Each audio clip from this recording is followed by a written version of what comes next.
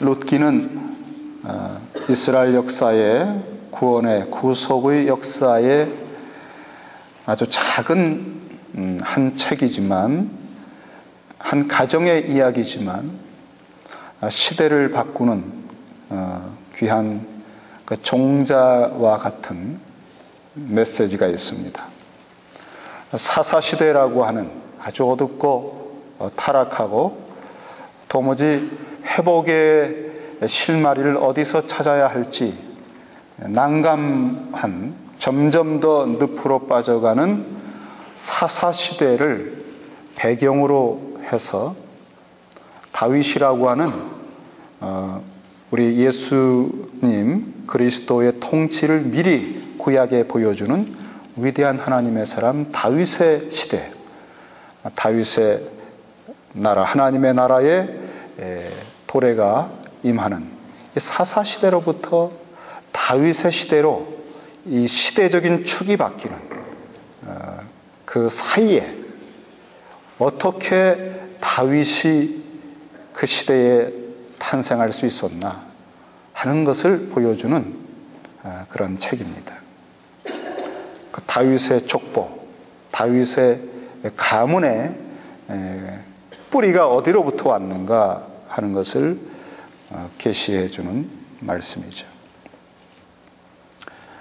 우리는 다윗이라고 하는 사람이 그냥 나온 것 같지만 하나님은 역사를 경영하시면서 이 한 사람 다윗이 그토록 중심으로부터 하나님께 마음에 합해서 시대를 하나님이 맡길 만큼 귀한 사람이 된 배경에는 아주 순전한 뿌리가 있었습니다.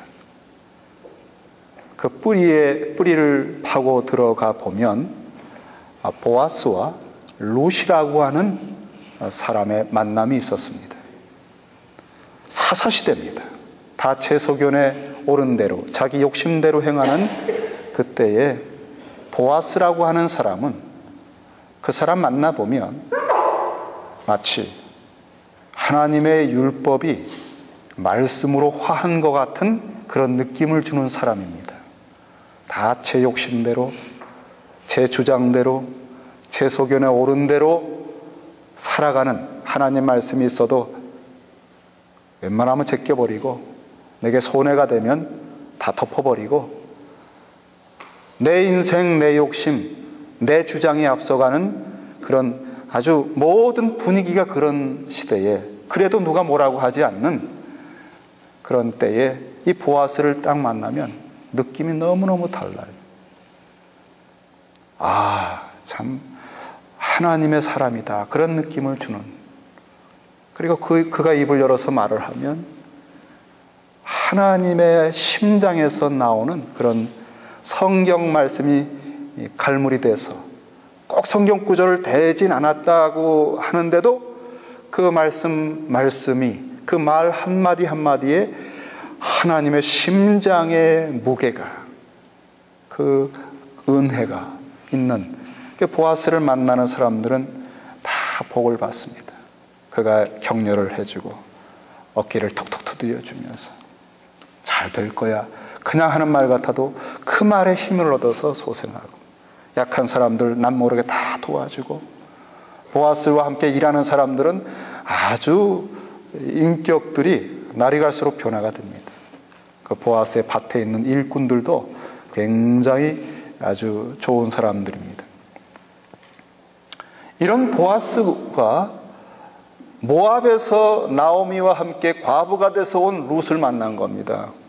자기 밭에서 이삭 주어서 때를 끼니를 먹고 살아는 이 여인이 추수를 하고 이삭을 떨어뜨려 주고 좀 도와주었는데, 이제 추수 다 끝나고 낯가리를 놓고 이제 정말 그 밤에 거기서 자는 그런 관습이 있습니다, 주인이. 그래서 거기서 자고 있는데 밤에 갑자기 뭐가 이렇게 느껴져서 깜짝 놀라 깨보니까 한 여자가 자기 이불에 들어와 있더라 이거죠. 내가 누구뇨? 하고 물어봤더니 대답하기를 나는 당신의 시녀루시오니 당신의 옷자락으로 시녀를 덮으소서. 당신은 우리 기업을 물을 자가 되느니이다. 이 보아스가 대화를 더 하면서 이 룻의 순전한 마음을 알았어요. 이게 무슨 이상한 욕심 가진 게 아니라 무너져버린 한 가문, 남편 잃어 두 아들 잃어 늙어버려 완전히 찌그러져 버린 한 나옴이라고 하는 한 여인의 그 잃어버린 땅과 가문의 기업을 회복하기 위해서 창창한 미래가 있고 많은 남자들이 청혼을 해왔지만 다 거절하고 자신의 남은 젊음을 이 찌그러져 버린 소망도 없는 늙은 과부의 그 가문의 기업 하나 이어주려고 헌신한 겁니다. 보아스여, 당신은 우리 가문의 기업을 이룰 친족입니다. 제 생애를 걸겠습니다. 제 젊음과 남은 생애를 다 드리겠습니다. 기업을 물어주십시오. 이 여기서 보아스가 감동을 받지 않습니까? 그런데 보아스는 아주 공의로운 사람이에요. 그 마음에 감동이 벅찬데도 불구하고 분명히 얘기했어요. 참 너 복을 받을 만한 사람이다. 그러나 기업을 물을 수 있는 권리를 가진, 법적 권리가 있는 친족 중에 나보다 우선권이 있는 사람이 있다. 그 사람이 만약에 이 사건을 받아주면 그가 할 것이고 그렇지 않으면 반드시 내가 감당할 것이다. 그리고는 이제 보아스는 날이 새서 일을 진행하려고 성문으로 갑니다. 룻은 돌아왔어요. 돌아와서 시어머니 나오미에게 얘기를 하니까 시어머니가 듣고 내 딸아, 이 사건이 어떻게 되는 것을 알기까지 가만히 앉아 있어라. 그 사람이 오늘날 이 일을 성취하기 전에는 쉬지 아니하리라. 그 보아스의 성품에서 비춰볼 때 이 약속한 것을 지키려고 부지런히 일을 할 것이다. 우리는 그의 지혜와 그의 모든 좋은 모략에 대해서 믿고 맡기고 기다리자. 이런 배경에서 오늘 말씀이 시작이 되는 겁니다. 보아스가 1절에 보니까 성문에 올라가서 거기 앉았더니, 성문은 재판을 하거나 이런 중요한 공적인 일을 법정의 증인들을 모아서 해결하는 곳입니다. 거기에서 이제 성문이라고 하는 곳에 올라가서 아주 공식적인 모임을 요청을 합니다. 그래서 그 법적인 우선권이 있는 고엘, 기업 물을 자가 오는 걸 기다립니다. 아마 연락을 했을 것입니다.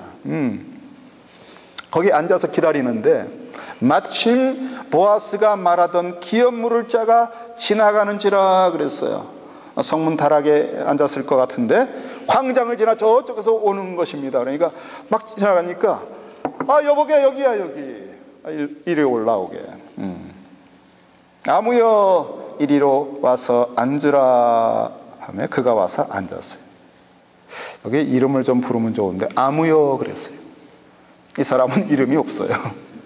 나중에 보겠지만 역사에서 사라져버려요. 그러니까 아예 이름도 붙일 가치가 없는 사사시대에 제소견에 오른 대로 행하는 그 시대 정신이 완전히 물들어버린 그런 사람이었습니다. 하나님이 주신 의무를, 하나님이 그에게 우선권으로 맡긴 책임을 감당하지 않습니다. 손해가 될까 봐. 이게 사사시대입니다. 이제 앉았어요. 그리고는 이제 공증을 하기 위해서 성읍 장로 10인을 청하였습니다. 10명이 딱 증인되면 되거든요. 드디어 이제 장로 10명과 함께 법정과 같이 공식적인 이제 이 기업 물으는 일에 대해서 얘기를 하기를 보아스가 그 기업 물을 자에게 말합니다. 자네도 알다시피 그 모압 지방에서 돌아온 나오미가 그 우리 형제, 그 우리 친족의 엘리멜렉의 소유지를 관할하지 않는가. 다 잃어버려가지고 그것의 법적인 소유권을 찾을 수 있는 그 일에 대해서 이제 부탁을 하는데, 여기 앉은 사람들과 장로들 앞에서 말하거니와 자네가 우선권이 있네. 그러므로 자네가 그 밭을 사시오. 근데 그 얘기 하려고 자네 불렀다 그랬어요. 그러면서 내가 물으려면 물으려니와 내가 물으지 아니하려거든 내게 고하여 알게 하라. 내 다음은 나요. 그 외에는 물을 자가 없느니라. 자네가 우선권이 있으니까 이거 그 밭을 물러서 회복을 시켜 주시오 그랬어요. 땅을 잃어버린 사람들, 땅도 이제 잃어버리고 먹을 것이 없으면 몸도 팔아요. 이스라엘 백성들이 본래 주신 하나님의 기업이 있을지라도 너무 가난하고 너무 어떤 사건 속에서 힘이 없으면 일단 신년 때까지 땅을 팝니다. 또 내 몸도 품팔이를 합니다.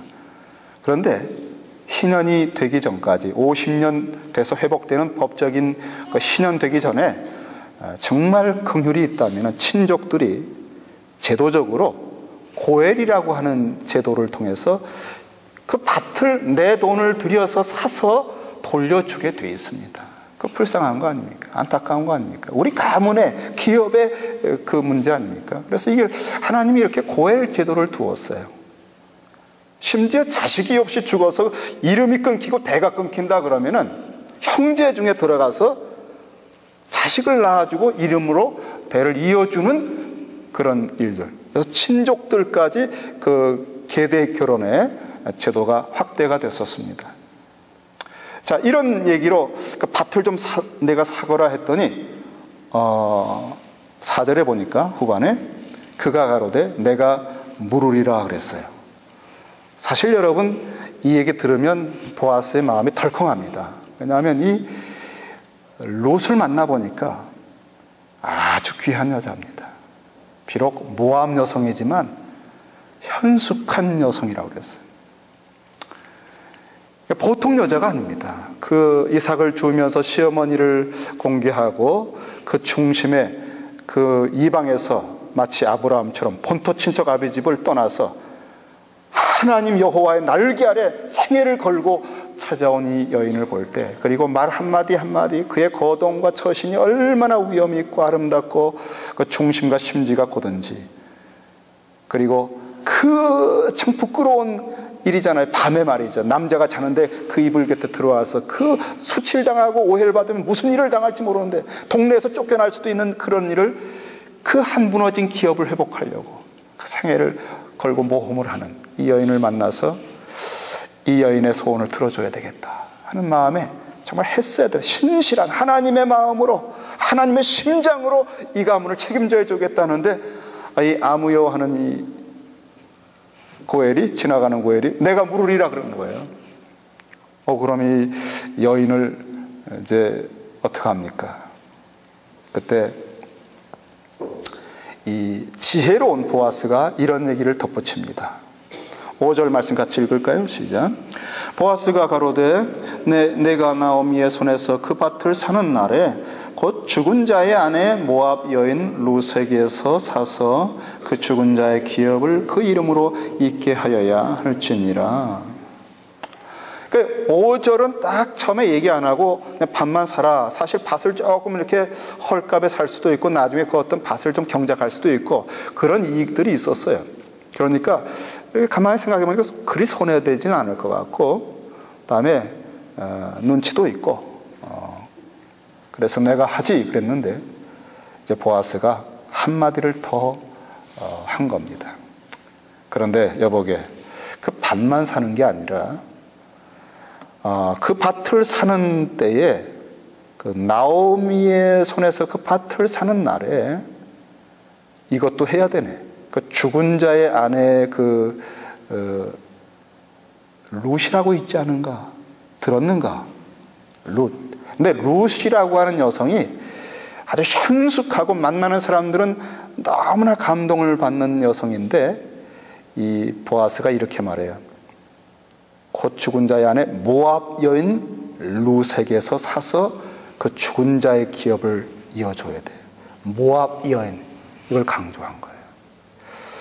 여러분, 모압 사람은 이방 사람이고 상종을 안 합니다.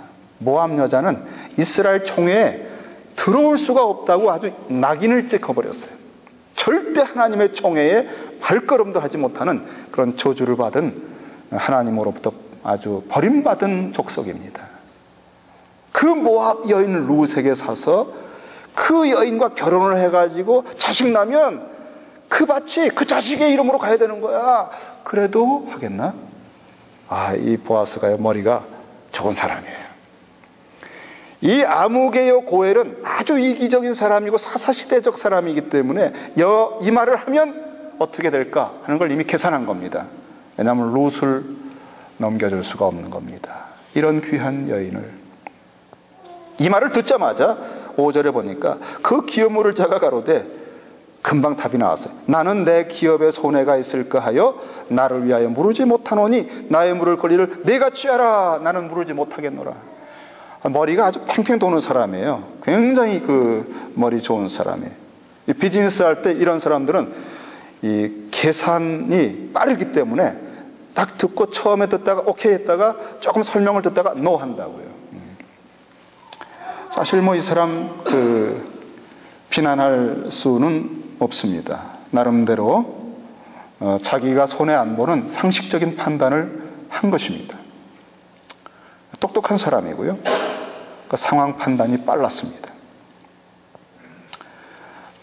조금 양심의 가책은 느꼈어요. 자기가 우선권이 있고 책임이 있고 의무가 있기 때문에. 그러나 그런 양심이나 체면 가지고 인생 삽니까, 여러분?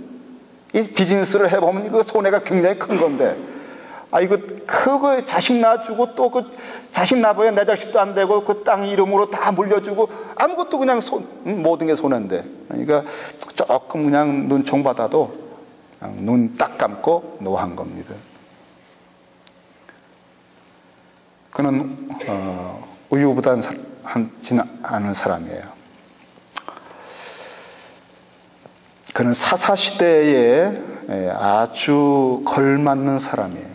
자기 소견에 옳은 대로 결정하는 사람이에요.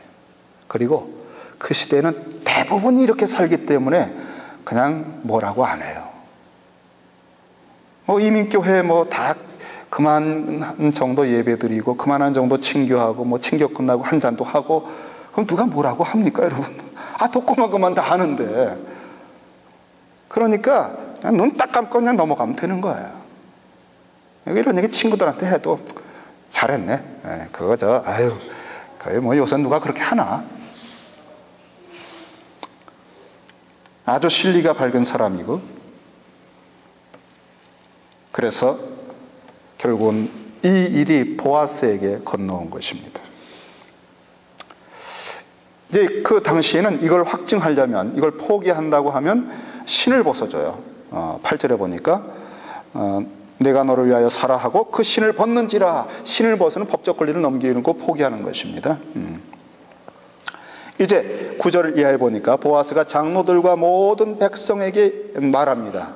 내가 엘리멜렉과 기럨과 말론에게 있던 모든 것을 나오미의 손에서 산 일에 너희가 오늘날 증인이 되었다. 다 보았지 않습니까? 장로님들 다 보셨죠?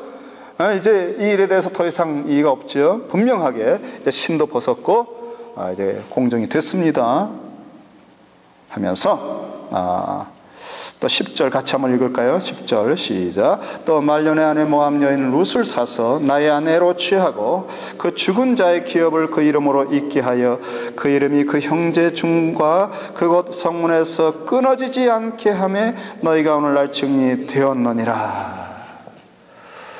네, 이렇게 보아스가 하는 일을 쭉 지켜본 증인들과 주변의 사람들이 모여 있다가 그 아무개요라고 하는 사람이 아주 실리적으로 딱 거절하고 신을 딱 벗어줄 때, 그리고 그런데도 불구하고 그 손해가 막 심한 걸 알면서도 보아스가 그 일을 다 떠안고 내가 하겠노라고 하는 것을 보고, 비록 사사시대 다 그렇게 살지만 다 그냥 그 정도 해도 뭘 할 사람 없겠다 하는 그때라 할지라도 이렇게 자기 것을 다 희생하면서 무너진 한 가문을 세우기 위해서 그 젊음의 생애를 다 헌신한 룻과 그 일을 받아서 챙겨주는 보아스의 이 두 사람의 만남을 보던 사람들이요,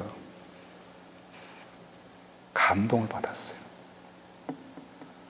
비록 자기들은 그 시대에 물들어서 자기가 하라고 하면 자기도 못할 거지만은 욕심에 이끌려서 그 손해가 아까워서 못하지만 이 두 사람은 무슨 마음으로, 아니 이 사람들은 무슨 생각으로 이렇게 손해를 감수하고 그 좋은 젊은 날을 다 버려서 그 무너져가는 별 소망도 없는 가문을 위해서 헌신할고,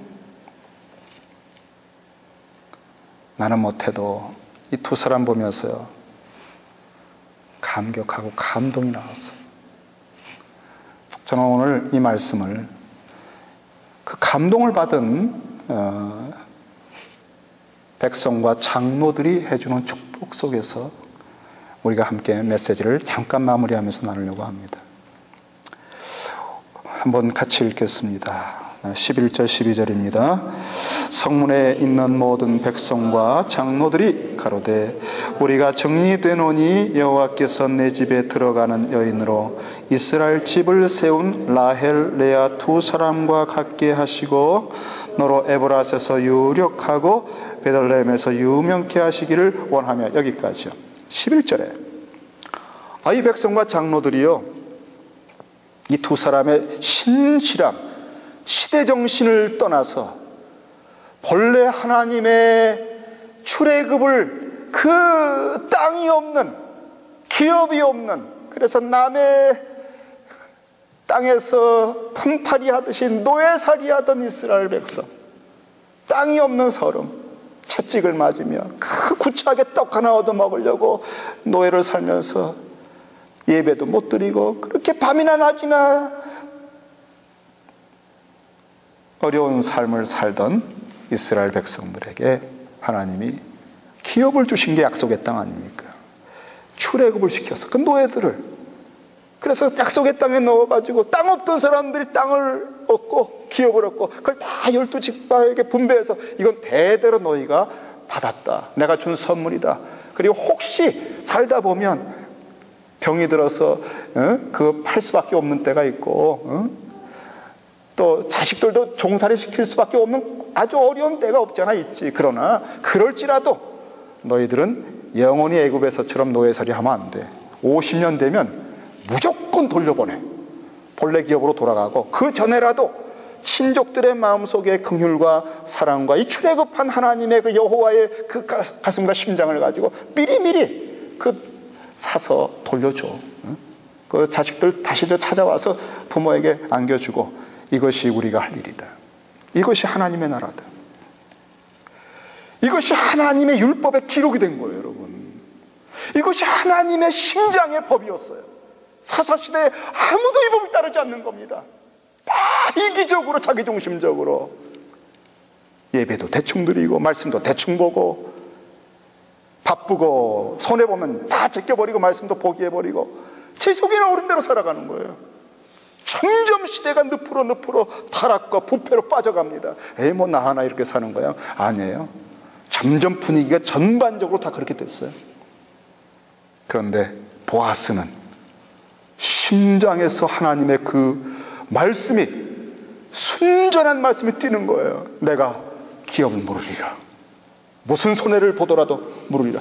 그리고 또 하나는 이 본토인도 아니에요, 여러분. 본토인도 아니고 저 이방 여자, 모압에서 하나님도 모르던 여자, 나오미 통해서 얼핏 하나님 알았는데 그 하나님이 놀라운 분 같아서 목숨 걸고 쫓아온 여자. 이 룻의 심장 속에 그 뭘 안다고 내가 어머니 가문 물러드리겠습니다. 이 보아스가 룻을 만나서 자기 동족들에게서도 볼 수 없었고 본토인들의 하나님의 택한 백성, 출애굽을 경험한 백성들도 보여주지 못하는 그 롯의 헌신 앞에 자기도 감동이 되고 이 두 사람이 헤세드의 사람이 만난 거예요. 하나님의 심장을 여전히 가지고 있고 하나님의 법이 살아있는 하나님의 사람 두 사람이 딱 만나서 제 속에는 옳은 대로 행하는 사사지들을 뒤집어 뿌리채 뽑아서 중심으로부터 하나님의 통치를 받아들이는 다윗의 시대를 열어가는 그 다윗의 조상이 된 겁니다, 여러분. 이 두 사람 만남을 통해서 다윗이 나온 거 아니에요. 하나님은 중심을 보신다는 거예요. 하나님은 하나님의 말씀을 진짜로 읽고 그 말씀이 마음에 가득해서 그 말씀대로 살아가는 그 진짜 하나님의 사람들을 만나면 그 사람에게 맡기는 거예요. 저는 이 베들레헴 교회가 정말 이 하나님의 말씀에 아주 깊은 세계로 진짜 말씀을 열고 읽고 묵상하고 말씀이 내 심장에 그리스도의 말씀이 너희 속에 풍성히 거하게 완전히 거주하게 시민권 가지고 완전히 들어차게 말씀이 내 말씀 되도록 그래서 정말 보아스 같고 남자들은 다 보아스 같은 거죠. 여성들은 다 룻과 같아요. 만나보면 그러면 이 교회 속에서 사사시대 이민교회 소위 이민교회라고 하는 것을 뛰어넘는 불이 일어납니다. 그리고 하나님이 쓰시는 거예요. 교회가 무엇인지를 한번 교회의 영광이 무엇인지를 교회의 위엄과 아름다움과 교회 예배가 하늘과 땅이 어떻게 교통하는지 예배 때 천군천사가 얼마나 쫙 쳐서 영적으로 눈이 뜬 사람 다 볼 수 있는 그런 세계가 무엇인지 하나님의 나라가 무엇인지 주일마다 금요일마다 새벽마다 그럴 때 시카고에 새로운 일이 벌어집니다. 교회사에 있었던 그 부흥운동들이 일어나는 거예요. 그게 다 처음에 이렇게 신실한 몇 사람이 간절히 기도하는 모임에서 시작됐어요. 숫자 많지 않아도 진짜 이 중심으로 기도하는 사람들 하나님 앞에 애통해하면서 회개하면서 이렇게 사는 건 아닌데 하면서 정말 하나님의 말씀 앞에 통회하고 기도하는 그 사람들을 사용하셔서 대개 이런 운동들이 일어나요. 장로들과 모든 백성이 자기는 그렇게 못 살아도요 이 두 사람의 일을 보면서 감동받고 축복을 해주는데 이렇게 축복하지 않습니까? 여호와께서 그랬어요. 하나님 여호와께서 축복을 해주시기를 바란다고 하면서 내 집에 들어가는 여인 룻, 그러니까 룻에 대한 소문을 너무 좋은 걸 많이 들어서 룻에 대한 얘기하는 거예요. 그 여자 룻에 내 집에 들어가는 보아스 내 집에 들어가는 여인도 어느 정도까지 이 축복을 하냐면 이스라엘 집을 세운 라헬, 레아 두 사람같이 되기를 바란다. 12지파의 어머니는 라헬과 레아입니다. 그리고 그 여종들 야곱을 통해서 12아들이 낳았잖아요. 요즘에 여러분 창세기 읽고 계시죠? 어떻게 낳는지 다 아시죠?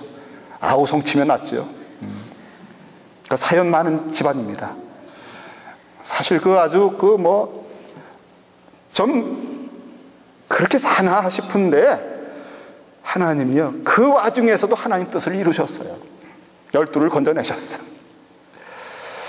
그 레아와 라헬과 레아 두 사람과 같게 하시며 아니 이방에서 모압에서 온 이 이방 여자에게 어마어마한 마치 이스라엘의 새로운 시작을 여는 여자가 되라 이거죠. 아니 이 정도까지 축복을 할 수 있어요? 아니 약간 과장인 것 같잖아요.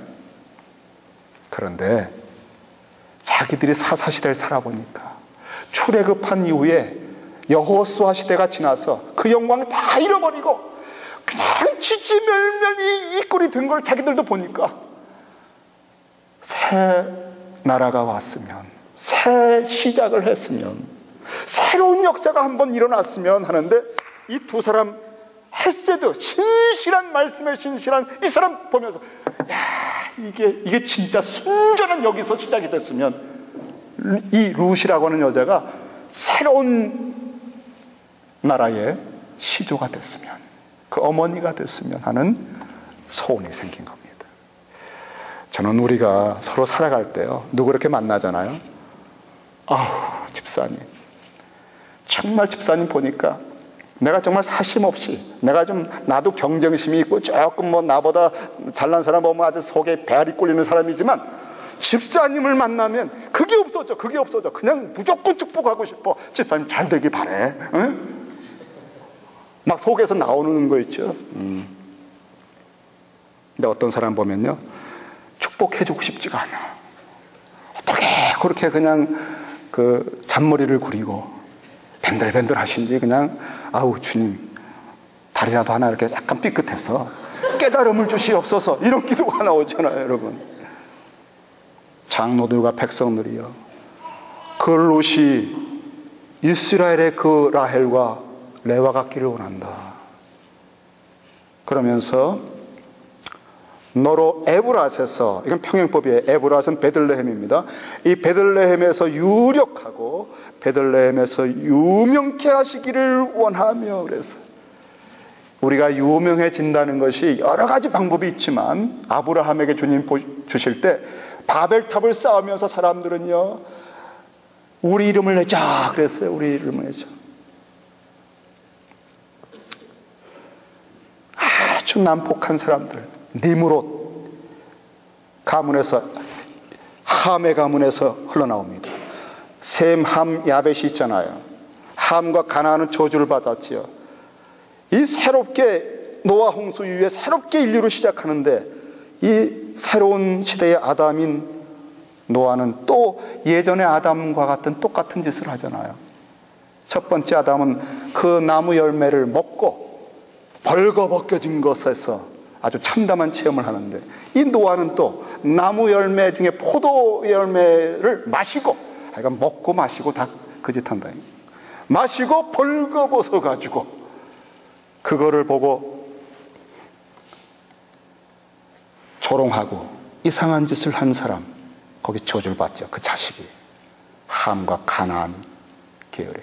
거기서 니므롯이 나와요. 다시 말하면 왜 저주를 받았는가 하면은 그걸 덮어준 자식들은 축복을 받아요. 여러분, 사람의 허물과 죄악의 부끄러운 것을 벌거벗기는 게 누굽니까? 에덴에서 뱀이었어요. 뱀은 사람으로 하여금 하나님의 의의 영광과 임재를 다 벗겨버려서 그 부끄러워서 숨게 만드는 거예요. 그런데 여호와께서는 그 아담과 하와에게 가죽옷을 입혀주셔요. 힘들지, 부끄럽지, 나뭇잎 풀을 테겠니? 그러고는 짐승을 죽여서, 그 죄도 없는 흠없는 짐승 아니겠어요? 그 에덴 동산에 다 흠없잖아요. 그 깨끗한 짐승을 죽여서 그 피를 흘려서 그 가죽옷을 입혀주시는, 이게 하나님이 하시는 일이에요. 그 셈이 바로 아버지의 벌거벗은 것을 덮어준 겁니다. 그래서 셈의 가문에서 아브라함이 나오는 겁니다. 그리고 그 벌거벗긴 걸 노출해서 조롱하고 부끄럽게 한 그 자식들은 저주를 받아가지고 거기서 니므롯이 나오고 바벨탑의 문명을 세운 거예요. 우리 이름을 내자 그러면서 그 이름이 유명해지면 되겠습니까? 그걸 흩어버린 겁니다. 그리고 아브라함에게 내가 내 이름을 창대케 하리라. 우린 진짜 하나님이 이름을 높여주시는 그 이름으로 받아야지, 내가 뭐 이름 높여봐야. 그런데 여기 보니까 바로 그렇게 유명하게 되기를 바란다는 겁니다. 이건 진심에서 나온 축복입니다. 여호와께서 해주시길 바란다는 거예요. 당신 같은 중심을 가진 사람들은 잘 되기 바란다. 잘 돼야 된다. 또 한 가지는 우리가 여기서, 여러분 에브랏이라고 했는데 에브랏은 베들레헴이라고 했잖아요. 예전 이름이죠. 왜 이 사람들이 특별히 여기 라헬이 먼저 나오고 레아 두 사람을 얘기했는가 하면, 야곱이 바단 아람에서 돌아올 때, 하란에서 돌아올 때 가나안에 들어와서 베들에 왔지만 또 거기를 떠나서 가면서 라헬이 아기를, 두 번째 아기를 베냐민을 낳다가 죽는 곳이 이 베들레헴 길입니다. 에브랏이에요. 거기에서 라헬이 죽음에 에브랏 곧 베들레헴 길에 장사되었고 그랬어요. 그래서 이 베들레헴 사람들은 라헬과 레아의 사건을 어떤 지역과 지파의 사람들보다 끊임없이 상기하고 기억하고 묵상해요. 그러니까 이 베들레헴 사람들은 창세기를 얼마나 깊이 묵상하는지 몰라. 우리하고 비슷해요. 우리는 창세기 많이 묵상하잖아요, 요즘에. 이 베들레헴의 사람들에게 있는 창세기는 아주 특이한, 그래서 그 원천, 우리 민족의 시조 라헬, 레아, 그 사건을 누구보다 더 많이 알아요. 그 슬픈 사건에 누구보다 같이 슬퍼하고. 그래서 룻을 보는데 생각이 난 거예요. 새로운 시작을 해줬으면 좋겠다, 당신 두 사람이. 그리고 여호와께서 12절에 여호와께서 이 소년 여자로 내게 후사를 주사 내 집으로 다말이 유다에게 낳아준 베레스의 집과 같게 하시기를 원하노라. 사실 12지파 야곱의 12아들이 있었지만 그 중에 첫째, 둘째, 셋째 루벤, 레위, 시몬은 좀 안 좋은 일이 있었습니다. 그래서 장자권의 자격을 상실합니다. 그러니까 네 번째 유다가 장자권의 복을 받습니다. 유다의 계열에서 메시아가 나오죠. 그런데 유다도 자식을 통해 낳아야 되는데 자식들이 자꾸 죽어요. 그래서 이 다말이라고 하는 며느리를 내보내버려요. 멀리 가라, 친정 가라. 그리고 내가 자식 나중에 이 계대 결혼 통해서 낳게 하겠다. 그런데 이 시아버지 유다가 소식이 없는 거예요. 그래서 하나님의 가문이 끊어지면 안 된다는 것 때문에 이 다말이 속임수를 가지고 변장해서 시아버지를 통해서 자식을 낳습니다. 참 편측적이지만 이걸 하나님께서 오히려 인정을 해 주셨어요. 왜냐하면 하나님의 계열이 끝나고 끊기는 것을 유다는 책임을 안 지고 있는 거예요. 그래서 이 다말이 모험을 한 것입니다. 부끄러움을 무릅쓰고. 그 아들이 베레스입니다. 베레스와 같게 되기를 원한다는 거예요. 무엇입니까? 메시아의 계열의 복을 축복한 거예요. 특별히 이방 여자 다말을 생각하니까 이방 여인 룻이 떠오르니까 이 둘이 딱 매치가 된 겁니다. 하여간 성경을 우리가 잘 알아야 돼요. 창세기를 잘 읽어야 이런 축복도 할 수 있지. 막 사람 이름이 헷갈리면서 막 그러면 아무개 그 누구이지? 아이고 막 그만두자, 이러면 안 되지요. 이게 평소에 이 지역에서 풍성히 묵상하고 있던 것이 그냥 힘있게 감동받아서 나올 때 거기 축복이 그대로 이루어지는 놀라운 역사가 여기 나타난 겁니다. 마지막 족보를 루키는 이렇게 기록하고 있어요. 베레스의 세계는 이러하니라. 베레스는 헤스론을 낳았고 헤스론은 람을 낳았고 람은 아미나답을 낳았고 아미나답은 나손을 낳았고 나손은 살몬을 낳았고 살몬은 보아스를 낳았고. 이 베레스의 가문이 지금 베들레헴에 살고 있더라 이거죠. 보아스가. 여러분, 그리고는 보아스는 오벳을 낳았고 오벳은 이새를 낳았고 이새는 다윗을 낳았더라. 하나님은 중심을 보시고 사람을 쓰셔요. 사람들이 어떻게 평가하느냐,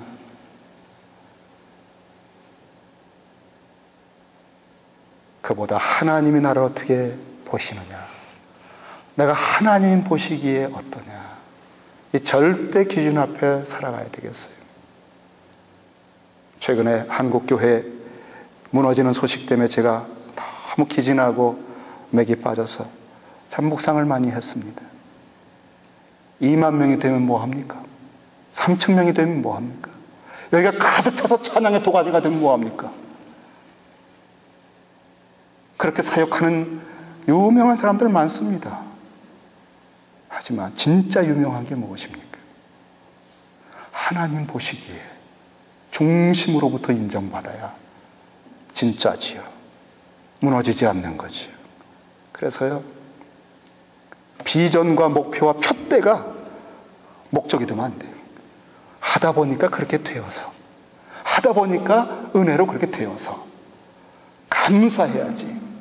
이게 비전과 목표를 한국교회는 너무 몇 명, 숫자를 너무 밝혔어요. 그러니까 거기에 아주 몰두하다가 모든 메시지가 성공지향적이고 사람들 흥분시키는 메시지가 되고 아주 강한 어떤 자극성 있는 메시지가 돼가지고, 왜냐하면 부흥, 목표, 달성, 꿈, 이런 것들이 성공, 모든 메시지가 다 그런 성공 법칙들이에요. 복음을 잃어버렸어요. 그런 메시지 하는 사역자들이 어떻게 되겠습니까? 속이. 그 성공 잃은 다음에 무너지는 겁니다. 저는 그렇게 하고 싶지 않더라고요. 진짜 기도하면서 베들레헴아 작은 것 같지만 너에게서 목자가 나오리라. 이렇게 몸을 낮추어 겸손하게 간절하게 중심으로부터 하고 있으면 어느 날 기대 이상으로 되는, 그게 하나님이 주시는 복이라고, 그게 진짜 유명한 거라고 오늘 말씀에서 제가 읽는 것입니다. 기도하겠습니다.